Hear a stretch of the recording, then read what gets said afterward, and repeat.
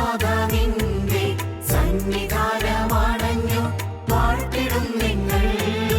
പാപഭാരം പേരിടുന്ന ജീവിതത്തെ ഇന്ന് ശുദ്ധമാക്കി തീർത്തിടണേ യേശുനായക.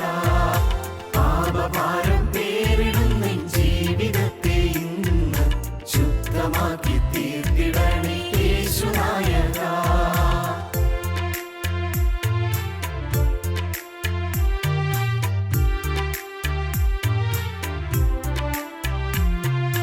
മണവുമില്ല, രുചിയുമില്ല, നിറവുമില്ല വെള്ളം, ലഹരിയുള്ള വീര്യമുള്ള മധുരവീനായി. മണവുമില്ല, രുചിയുമില്ല, നിറവുമില്ല വെള്ളം, ലഹരിയുള്ള വീര്യമുള്ള മധുരവീനായി. കാഴ്ച പറ്റി വീഴ്ച പറ്റി കരുത്തുപോയൊരെന്നെ രൂപഭാവ മാറ്റമേകി സ്വീകരിക്കണേ. താഴ്ച പറ്റി വീഴ്ച പറ്റി കരുത്തുപോയോരെന്നെ രൂപഭാവ മാറ്റമേകി സ്വീകരിക്കണേ. വെള്ളം വീഞ്ഞായി മാറ്റിയ യേശുനാഥ നിന്റെ സന്നിധാനമാണഞ്ഞു വാഴ്ത്തിടും നിങ്ങൾ. പാപഭാരം പേരിടുന്ന ജീവിതത്തെ ഇന്ന് ശുദ്ധമാക്കി തീർത്തിടണേ യേശുനായക.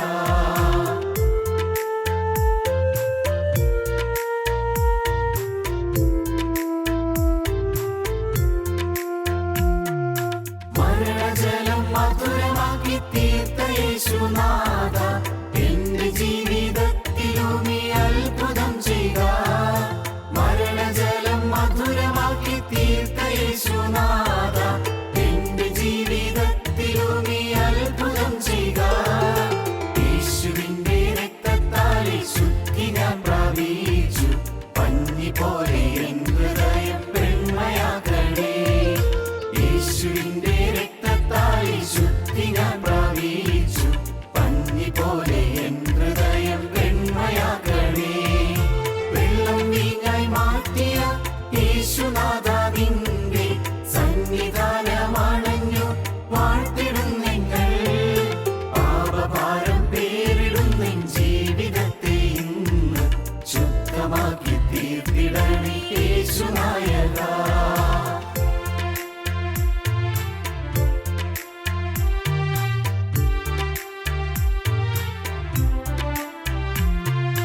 യേശുവിന്റെ രക്തത്താൽ വിടുതൽ പ്രാപിച്ചപ്പോൾ എന്റെ ഹൃത്തിൽ ആനന്ദത്തിൽ ലഹരി നിറഞ്ഞു.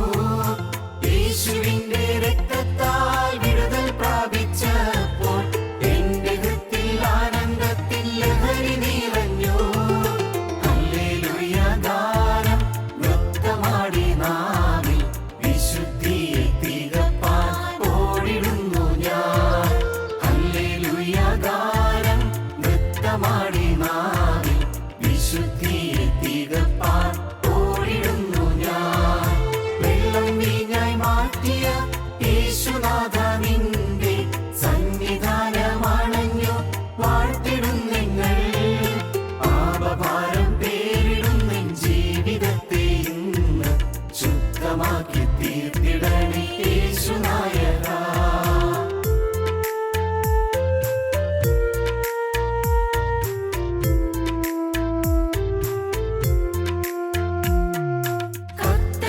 കർത്തനെഴുന്നള്ളിടുവാൻ കാലമേറെയില്ല.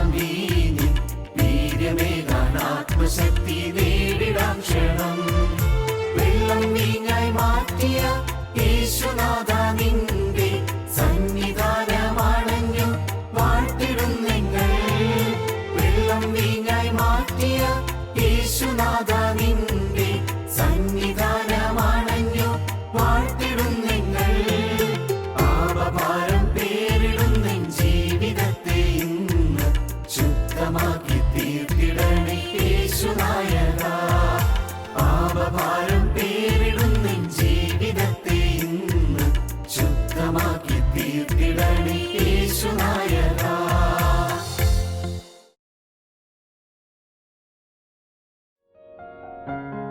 ഞങ്ങളും ക്രൂശിക്കപ്പെട്ട ക്രിസ്തുവിനെ പ്രസംഗിക്കുന്നു.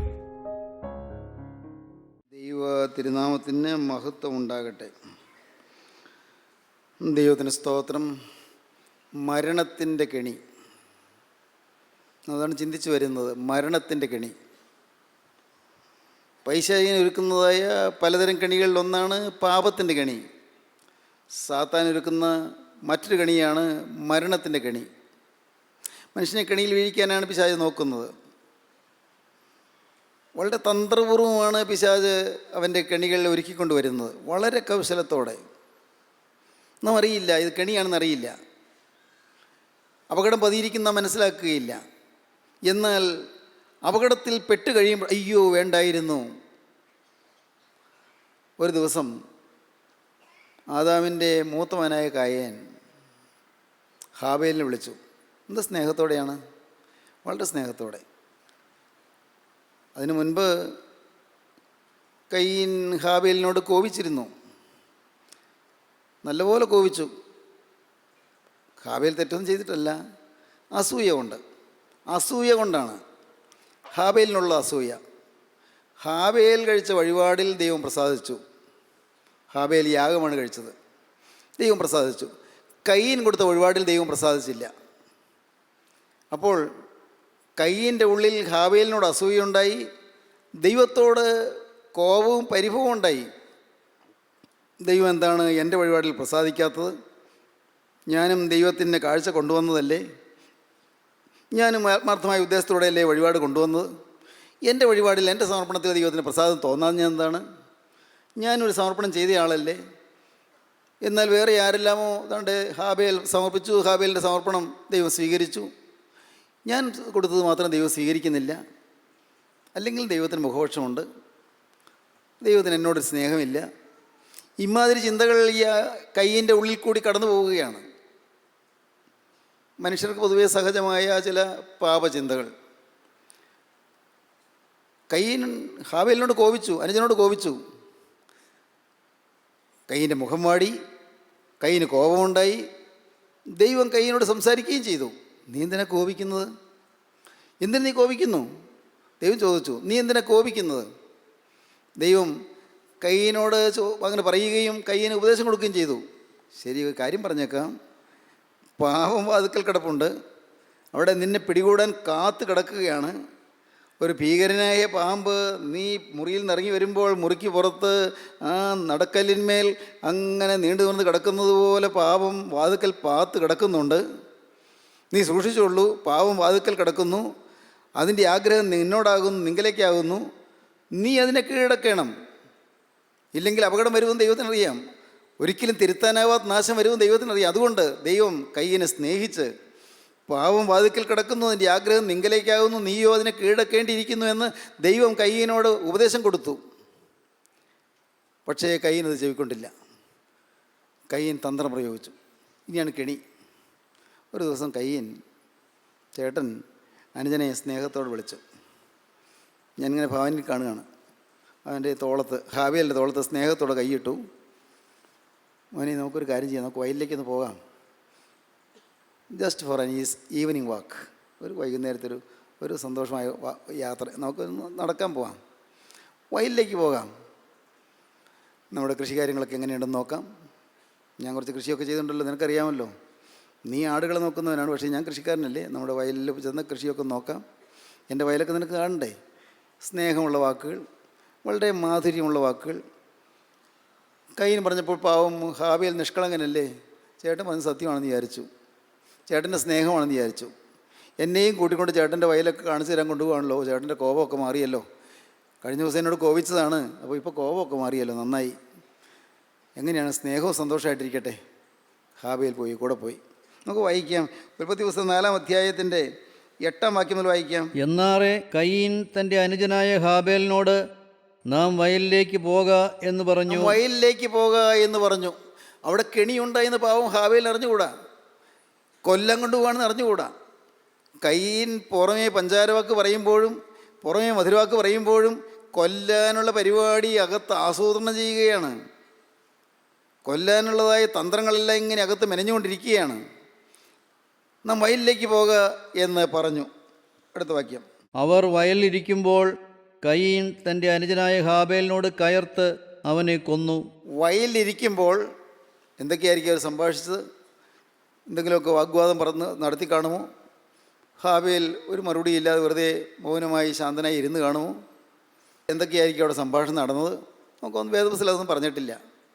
ഏതായാലും കയീൻ ഹാബേലിനോട് കയർത്തു. കൊണ്ടുപോകുമ്പോൾ ഉള്ളതായ ലോഹ്യവും മധുരമർന്ന വാക്കുകളുമല്ല, ഇപ്പോൾ അവിടെ ചെന്നപ്പോൾ കയർക്കുകയാണ്. ആരും അവിടെ ഇല്ല, വയലിൽ വേറെ ആരുമില്ല. വീട്ടിലാണെങ്കിൽ അപ്പനായ ആദാമുണ്ട്, അമ്മ ഹവ്വായുണ്ട്. അതുകൊണ്ട് വീട്ടിൽ വെച്ചൊന്നും ചെയ്യാൻ പാടില്ലല്ലോ, പറ്റില്ലല്ലോ. അതുകൊണ്ട് തന്ത്രപൂർവ്വം അവനെ ഒറ്റയ്ക്ക് ഒഴിവാക്കി മാറ്റിക്കൊണ്ടുപോയി. പത്രത്തിൽ വായിച്ചു, ഒരു ചെറുപ്പക്കാരൻ വീട്ടിൽ കിടന്ന് ഉറങ്ങുന്നു. ഉറങ്ങുന്ന സമയത്ത് ആരോ വന്ന് മുട്ടി, അത്യാവശ്യമായിട്ട് കാര്യം പറയാമെന്ന്.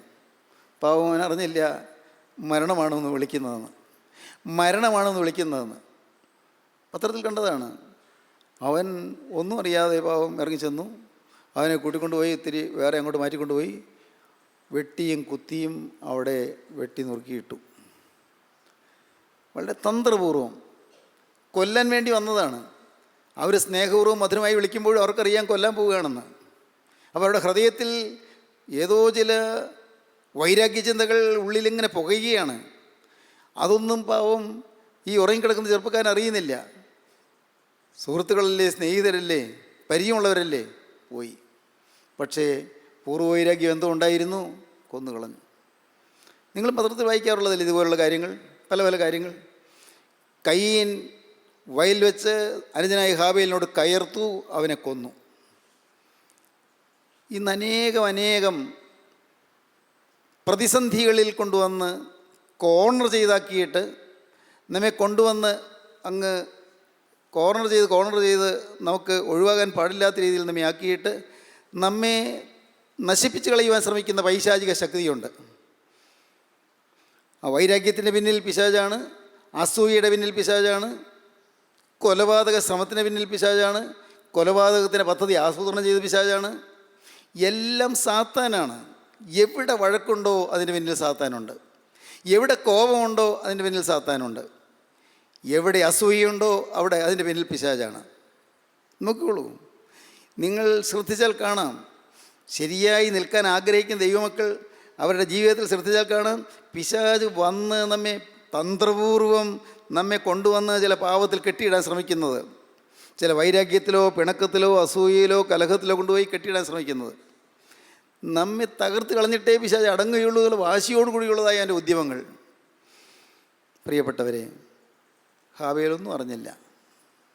ഹാബേൽ സ്വന്തം സഹോദരനെ വിശ്വസിച്ചു. സ്വന്തം സഹോദരൻ കൊല്ലുമെന്നൊന്നും വിചാരിച്ചില്ല. ഓടി വന്നാലൊന്ന് ശകാരിക്കുകയൊക്കെ ചെയ്യുമായിരിക്കും, അതല്ലേ ഉള്ളൂ. തിരികെ കോപിക്കുമായിരിക്കും, എന്നാലും സഹോദരനല്ലേ, കൊല്ലുമെന്ന് വിചാരിച്ചില്ല. പക്ഷേ അപ്രതീക്ഷിതമായി സഹോദരനെ അവൻ ആക്രമിച്ചു, കയർത്തു, അവനെ ആക്രമിച്ചു, അവനെ കൊന്നു.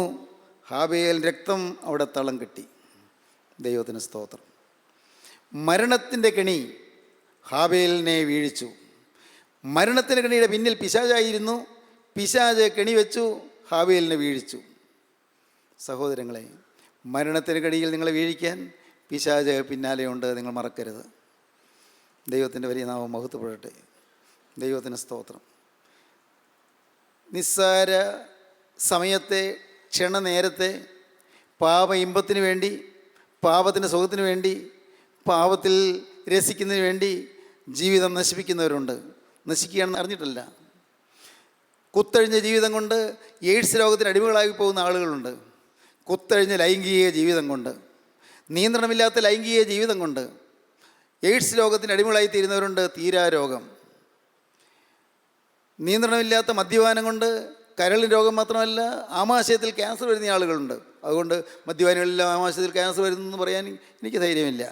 പക്ഷെ ഒന്ന് ഞാൻ പറയാം, അനേകം മദ്യപാനികൾ ആമാശയത്തിൽ ക്യാൻസർ വന്നും കരളിൽ രോഗം വന്നും മരിക്കുന്നത് ഞാൻ അറിഞ്ഞിട്ടുണ്ട്, ഞാൻ കണ്ടിട്ടുണ്ട്. പ്രിയപ്പെട്ടവരെ, എന്തിന് നമ്മുടെ ഈ ശരീരം നശിപ്പിക്കണം? എന്തിന് നമ്മുടെ ആയുസ് നശിപ്പിക്കണം? നമുക്കിനി നല്ലൊരു കാലം ഉണ്ടല്ലോ, ഇനിയൊരു ഭാവി ഉണ്ടല്ലോ.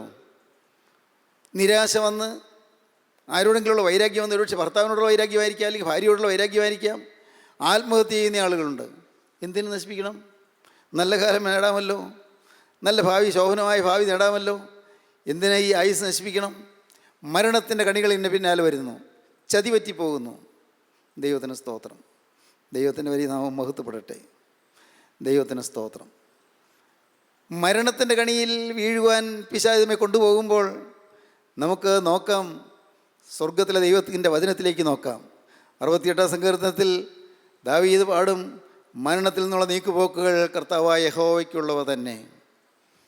നമ്മുടെ രക്ഷയാകും ദൈവമായി നാൾതോറും നമ്മുടെ ഭാരങ്ങളെ ചുമക്കുന്ന കർത്താവ് വാഴ്ത്തപ്പെടുമാറാകട്ടെ. ദൈവം നമുക്ക് ഉദ്ധാരണങ്ങളുടെ ദൈവമാകുന്നു. മരണത്തിൽ നിന്നുള്ള നീക്കുപോക്കുകൾ കർത്താവായ യഹോവയ്ക്കുള്ളവ തന്നെ. 68-ാം സങ്കീർത്തനം 19-20 വാക്യങ്ങൾ. നമ്മുടെ രക്ഷയാകുന്ന ദൈവമായി നാൾ തോറും നമ്മുടെ ഭാരങ്ങളെ ചുമക്കുന്ന കർത്താവ് വാഴ്ത്തപ്പെടുമാറാകട്ടെ. ദൈവം നമുക്ക് ഉദ്ധാരണങ്ങളുടെ ദൈവമാകുന്നു. മരണത്തിൽ നിന്നുള്ള നീക്കുപോക്കുകൾ കർത്താവായ യഹോവയ്ക്കുള്ളവ തന്നെ. നമ്മുടെ രക്ഷയാകും ദൈവമായി നാൾ തോറും നമ്മുടെ ഭാരങ്ങളെ ചുമക്കുന്ന കർത്താവ് വാഴ്ത്തപ്പെടുമാറാകട്ടെ. ദൈവം നമുക്ക് ഉദ്ധാരണങ്ങളുടെ ദൈവമാകുന്നു. മരണത്തിൽ നിന്നുള്ള നീക്കുപോക്കുകൾ കർത്താവായ യഹോവയ്ക്കുള്ളവ തന്നെ. കൊല്ലുവാൻ കൊണ്ടുപോകുമ്പോൾ, മരിക്കാൻ പോകുന്നു എന്നറിയുമ്പോൾ, എൻ്റെ കർത്താവേ, നീ എന്നെക്കുറിച്ച് ആഗ്രഹിക്കുന്ന വേല തികയ്ക്കുവാൻ, എൻ്റെ വിശുദ്ധിയെ പൂർത്തീകരിപ്പാൻ കർത്താവേ എൻ്റെ ആയുസ് നീട്ടിത്തരണമേ എന്ന് നമുക്ക് ദൈവത്തോട് പ്രാർത്ഥിക്കാം. രോഗം കൂടിക്കൂടി വരുന്നു. ഇനി ആശയ്ക്ക് വകയില്ലെന്ന് ഡോക്ടേഴ്സ് പറയുന്നു. അറിയിക്കേണ്ടവരെല്ലാം അറിയിച്ചുകൊള്ളൂ എന്ന് ഡോക്ടേഴ്സ് പറയുന്നു. ഇതാ അത്യാസന്നമായി കിടക്കുന്നു. നമുക്കപ്പോൾ ദൈവത്തോട് പറയാം, കർത്താവേ, നീയല്ലേ എന്നെ ഈ ഭൂമിയിലേക്ക് കൊണ്ടുവന്നത്? ഈ പ്രായം വരെ എന്നെ വളർത്തിയത് നീയല്ലേ? എൻ്റെ ദൈവമേ, എനിക്ക് നീ ആഗ്രഹിച്ച വേല പൂർത്തീകരിക്കണമെന്നുണ്ടല്ലോ, എനിക്ക് വിശുദ്ധിയെ തയ്ക്കണമെന്നുണ്ടല്ലോ. ഇന്ന് ഞാൻ പൂർണ്ണ വിശുദ്ധനായിട്ടില്ല. ഇന്നും എൻ്റെ പഴയ സ്വഭാവം മാറിയിട്ടില്ല. പഴയ ചില സ്വഭാവങ്ങളുടെ മാലിന്യങ്ങൾ ഇന്നും എൻ്റെ ഹൃദയത്തിൽ പറ്റിപ്പിടിച്ച് കിടക്കുന്നുണ്ട്. കർത്താവെ, എനിക്ക് വിശുദ്ധിയെ തയ്ക്കുവാനും വേലയെ തയ്ക്കുവാനും എനിക്ക് ആയുസ് നീട്ടിത്തരണമേ.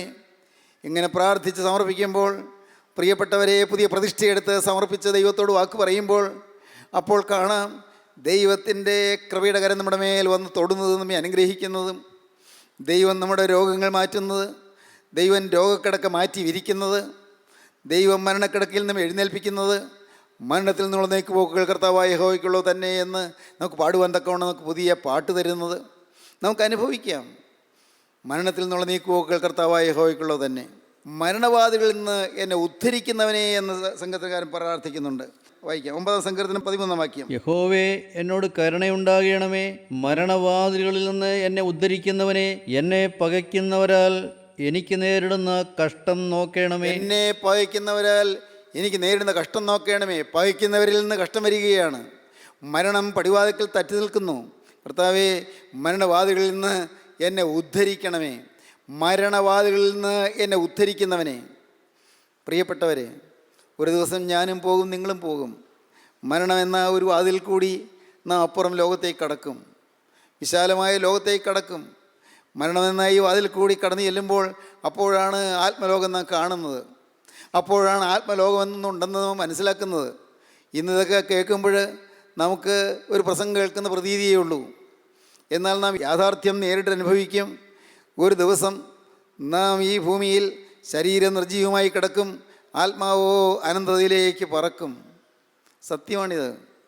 ഒരു ദിവസം അത് സംഭവിക്കും. അത് നിങ്ങൾക്കാർക്ക് സംശയമില്ല. ഈ ശരീരം നിശ്ചലമായി കിടക്കും, നിർജ്ജീവമായി കിടക്കും, അനക്കമറ്റ് കിടക്കും. മിണ്ടുകയില്ല, കാണുകയില്ല, കേൾക്കുകയില്ല. എൻ്റെ പ്രിയപ്പെട്ടവരെ, നിർജ്ജീവമായ ശരീരമായി നാം ഈ ഭൂമിയിൽ ഒരുപക്ഷെ ഒരു മരണക്കിടക്കയിൽ കിടക്കും, മരണക്കട്ടിലിൽ കിടക്കും. ദൈവത്തിന് സ്തോത്രം.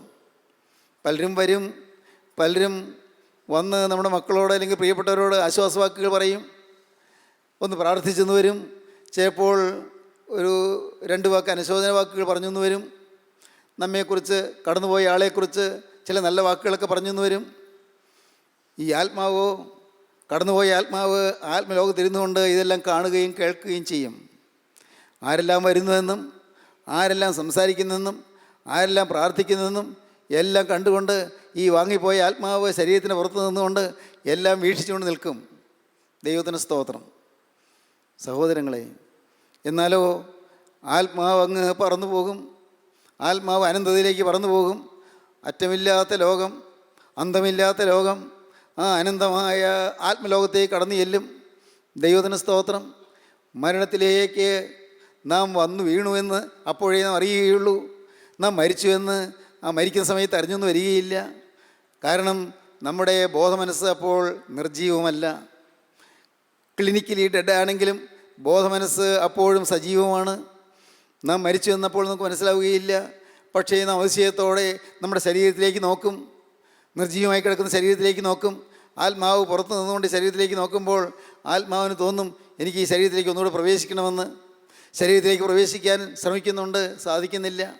ഈ ശരീരത്തിലേക്ക് പ്രവേശിക്കാൻ ആത്മാവ് പുറത്തു നിന്നുകൊണ്ട് യത്നിക്കുന്നുണ്ട്, സാധിക്കുന്നില്ല. ദൈവത്തിന് സ്തോത്രം. സഹോദരങ്ങൾ, ഇതെല്ലാം സംഭവിക്കാൻ പോകുന്ന കാര്യങ്ങളാണ്.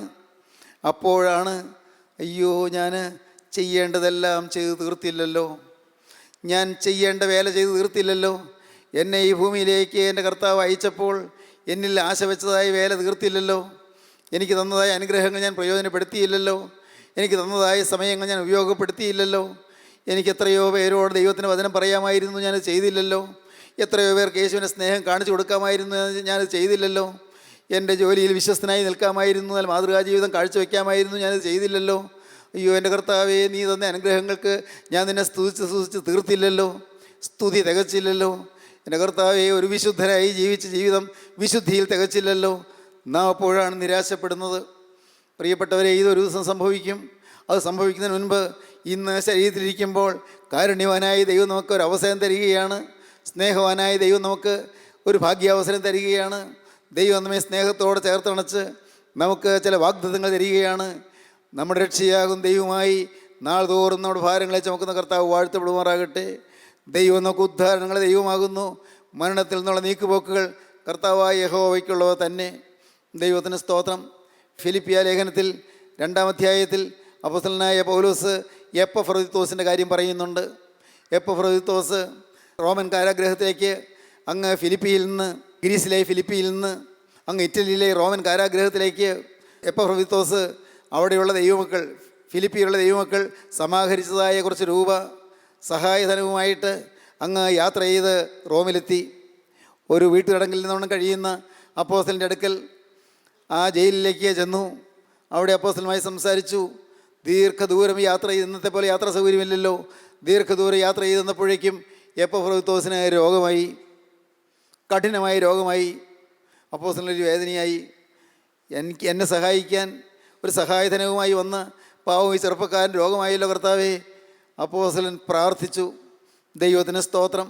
അപ്പോസ്തലൻ പറയുകയാണ്, ദൈവം അവനോട് കരുണ ചെയ്തു, അവൻ രോഗം മാറ്റി, എന്നോടും കരുണ കാണിച്ചു. ആ ഭാഗം വായിച്ചാൽ കൊള്ളാം.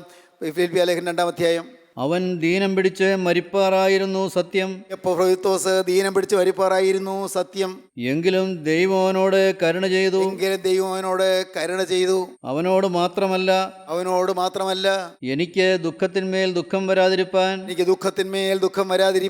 എന്നോടും കരുണ ചെയ്തു. ഫിലിപ്പിയ ലേഖനം 2-ാം അധ്യായം 27-ാം വാക്യം ഒരു പ്രാവശ്യം കൊണ്ട് നമുക്ക് വായിച്ചു കേൾക്കാം. ഫിലിപ്പിയർ 2:27. അവൻ ദീനം പിടിച്ച് മരിപ്പാറായിരുന്നു സത്യം. എങ്കിലും ദൈവം അവനോട് കരുണ ചെയ്തു. അവനോട് മാത്രമല്ല എനിക്ക് ദുഃഖത്തിന്മേൽ ദുഃഖം വരാതിരിപ്പാൻ എന്നോടും കരുണ ചെയ്തു. ദൈവത്തിന് സ്തോത്രം. സഹോദരങ്ങളെ, ഇന്ന് നിങ്ങളിത് കേട്ടുകൊണ്ടിരിക്കുമ്പോൾ നിങ്ങളൊരു കാര്യം ചെയ്യണം. കർത്താവേ, മരണദൂതൻ എൻ്റെ ജീവിതത്തിൻ്റെ പടിവാതിൽക്കൽ നിൽക്കുന്നുണ്ടോ എനിക്കറിഞ്ഞുകൂടാ. എന്നെ കയറി ആക്രമിച്ച് എന്നെ റാഞ്ചിക്കൊണ്ടു പോകാൻ മരണദൂതൻ ഇപ്പോൾ നിൽക്കുന്നുണ്ടോ എനിക്ക് അറിഞ്ഞുകൂടാ. എൻ്റെ കർത്താവേ, നാഥ, ഞാൻ നിന്നോട് യാചിക്കുന്നു. എനിക്ക് എൻ്റെ നാഥൻ്റെ വേല തേക്കണം. എനിക്ക് എൻ്റെ യേശുവിൻ്റെ വിശുദ്ധിയെ തേക്കണം. എനിക്ക് എൻ്റെ യേശുവിനെ വാഴ്ത്തി സ്തുതിച്ച് എൻ്റെ സ്തുതിയെ തേക്കണം, എൻ്റെ ആരാധനയെ തേക്കണം. എൻ്റെ കർത്താവേ, മരണത്തിൻ്റെ ദൂതനിൽ നിന്ന് എന്നെ നീ വിടുവിക്കണം. കർത്താവിന് സ്തോത്രം. മരണത്തെ തകർക്കാൻ, ക്രൂശിന്മേൽ മരണത്തെ തകർത്തവൻ ഇതാ നമ്മുടെ മധ്യത്തിലേക്ക് വന്നിരിക്കുന്നു. ക്രൂശിൽ മരണത്തെ തകർത്തു, ക്രൂശിൽ മരണത്തെ ജയിച്ചു. ഹേ മരണമേ നിൻ്റെ ജയം എവിടെ? ഹേ മരണമേ നിൻ്റെ വിഷമുള്ള എവിടെ എന്ന് ചോദിച്ച് മരണത്തെ വെല്ലുവിളിച്ചുകൊണ്ട് യേശു ക്രിസ്തു ഉയർത്തെഴുന്നേറ്റ് ജീവിക്കുന്നു. കല്ലറയെ തട്ടി തകർത്ത് യേശു ഉയർത്തെഴുന്നേറ്റ് ജീവിക്കുന്നു. പ്രിയപ്പെട്ടവരെ, ജീവനുള്ള ക്രിസ്തുവിനെ നിങ്ങൾ വിളിക്കുമോ? ദൈവത്തിന് സ്തോത്രം. ക്രിസ്തുവിനായി നിങ്ങളുടെ ജീവിതം നിങ്ങൾ കൊടുക്കുമോ? യേശുവിന് നിങ്ങളുടെ ഹൃദയം തുറന്ന് നിങ്ങൾ വാക്ക് കൊടുക്കുമോ? കർത്താവ്, ഇത്രയും കാലം ഞാൻ നിന്നെ അറിയേണ്ടതുപോലെ അറിഞ്ഞില്ല, ഇത്രയും കാലം ഞാൻ നിന്നെ സ്നേഹിക്കേണ്ടതുപോലെ സ്നേഹിച്ചില്ല, ഇത്രയും കാലം ഞാൻ പാവത്തെ ഉപേക്ഷിച്ചില്ല, ഇത്രയും കാലം ഞാൻ ഒന്നും അറിയാത്തവനെ പോലെ ഞാൻ ജീവിച്ചു പോയി. ഇന്നിതാ ഞാൻ തിരുവൻപാകെ വരുന്നു. നാഥ, ഞാൻ എൻ്റെ കർത്താവേ നിൻ്റെ പാദപീഠത്തിലേക്ക് ആശ്രയബോധത്തോടെ വരുന്നു, ആശയോടെ വരുന്നു. എൻ്റെ മേൽ നിന്ന് മരണത്തിൻ്റെ കൈകളെ തട്ടി മാറ്റിക്കളയണമേ. മരണത്തിൻ്റെ കൈകൾ എന്നെ പിന്തുടർന്ന് പിടിക്കാതെ വണ്ണം എൻ്റെ മേൽ നിന്ന് മരണത്തിൻ്റെ കണികളെ മാറ്റിക്കളയണമേ. ആപത്തുകൾ മുന്നിലുണ്ട്, അത്യാഹിതങ്ങൾ മുന്നിലുണ്ട്, അപകടങ്ങൾ മുന്നിലുണ്ട്. ദൈവമേ, രോഗം വന്നിട്ടുണ്ട്. രോഗം ഇപ്പോൾ പുറമേ കാണുന്നില്ലെങ്കിലും എൻ്റെ ശരീരത്തിൽ രോഗാണുക്കൾ ബാധിച്ചിട്ടുണ്ട്, എൻ്റെ രക്തത്തിൽ രോഗാണുക്കൾ വന്നിട്ടുണ്ട്. കർത്താവേ, എനിക്കതൊന്നും അറിഞ്ഞുകൂടാ, പക്ഷേ നീ അറിയുന്നു, എല്ലാം അറിയുന്ന യേശുവേ, മരണത്തെ നീ ജയിച്ചവനാണ്. ഗോകുൽത്തായിലെ കുരിശിൽ ഹേ മരണമേ നിൻ്റെ ജയം എവിടെ എന്ന് വാക്കാൽ പറഞ്ഞില്ലെങ്കിലും ദൈവത്തിന് സ്തോത്രം, ഹൃദയത്തിൽ ധീരതയോടെ അത് ഉച്ചരിച്ചുകൊണ്ട് എൻ്റെ നാഥ നീ എല്ലാം നിവൃത്തിയായി എന്ന് ജയമെടുത്തവനായി നീ കൽപ്പിച്ചു. നന്ദിയോടെ സ്തോത്രം. ഇന്ന് ഇത് ഞാൻ കേട്ടുകൊണ്ടിരിക്കുമ്പോൾ എൻ്റെ കർത്താവ്, എനിക്ക് ആ ജയം തരണമേ, എനിക്ക് ആ പരിശുദ്ധി തരണമേ, എനിക്ക് ആ വിശ്വാസം തരണമേ, എനിക്ക് ആ വിവേകം തരണമേ, എനിക്ക് ആ സുബോധം തരണമേ. എൻ്റെ മേൽ തൃക്കരം വെക്കണമേ. എൻ്റെ കർത്താവേ, ഒന്ന് മാത്രം നിസ്സാരതയിൽ എനിക്ക് പറയാം, എൻ്റെ എളിവയിൽ ഒരു കാര്യം നിന്നോട് പറയാം. ഇനിമേൽ ഞാനൊരു പുതിയ മനുഷ്യനായിരിക്കും, ഇനിമേൽ ഞാനൊരു പുതിയ സൃഷ്ടിയായിരിക്കും, ഇനിമേൽ പാവം തൊടാതെ ഞാൻ ജീവിക്കും, പിശാചിനിടം കൊടുക്കാതെ ജീവിക്കും. വന്നുപോയതെല്ലാം എന്നോട് ക്ഷമിക്കണം, നിൻ്റെ തിരുരക്തത്താൽ എന്നെ കഴുകണം. കർത്താവേ, പാപത്തിൻ്റെ മേലും മരണത്തിൻ്റെ മേലും ജയം നേടിയ കർത്താവായ യേശു ക്രിസ്തുവിൻ്റെ ഒരു അനുയായിയായി, യേശുവിൻ്റെ ഒരു പ്രിയ ശിഷ്യനായി എൻ്റെ ഓട്ടമോടി തയ്ക്കണം. അതിനുള്ള കൃപ എനിക്ക് തരണമേ. നിങ്ങൾ പ്രാർത്ഥിക്കുമോ? നിങ്ങൾ സമർപ്പിക്കുമോ? ആ ആണിപ്പാടുള്ള കരങ്ങളിലേക്ക് നിങ്ങളെ ഏൽപ്പിച്ചു കൊടുക്കുമോ? യേശു നിങ്ങളെ തലോടട്ടെ, യേശു നിങ്ങളെ അനുഗ്രഹിക്കട്ടെ, യേശുവിൻ്റെ കരുത്ത് നിങ്ങളുടെ തലമേൽ വയ്ക്കട്ടെ, യേശു നിങ്ങളെ വാഴ്ത്തി അനുഗ്രഹിക്കട്ടെ, നന്മകൾ നിങ്ങളുടെ മേൽ പ്രദാനം ചെയ്യട്ടെ, യേശുവിൻ്റെ വരവിന് വേണ്ടി നിങ്ങൾ ഒരുക്കട്ടെ. ഓരോരുത്തരും യേശുവിൻ്റെ കരങ്ങളിലേക്ക് കൊടുത്തുകൊണ്ട് ഇപ്പോൾ ഈ പ്രാർത്ഥനയിൽ പങ്കുചേരുക. കരുണയുള്ള കർത്താവേ, നിൻ്റെ ഈ പ്രിയമക്കളെല്ലാവരെയും അനുഗ്രഹിക്കണമേ. വചനം കേട്ടവർക്ക് മരണത്തിൽ നീക്കുപോക്ക് തരണമേ, മരണത്തിൽ നിന്ന് പോക്ക് വഴി തരണമേ, മരണത്തെ മാറ്റുകയും ജീവനെ അവിടുന്ന് വളർത്തുകയും ചെയ്യണമേ. എല്ലാവരെയും അനുഗ്രഹിക്കണം, എല്ലാവരെയും കൃപയിൽ കാക്കണമേ. യേശു ക്രിസ്തുവിൻ്റെ ജയകരമായ നാമത്തിൽ പ്രാർത്ഥിക്കുന്നു. കൃപയോടെ കേൾക്കണം പിതാവേ. ആമീൻ.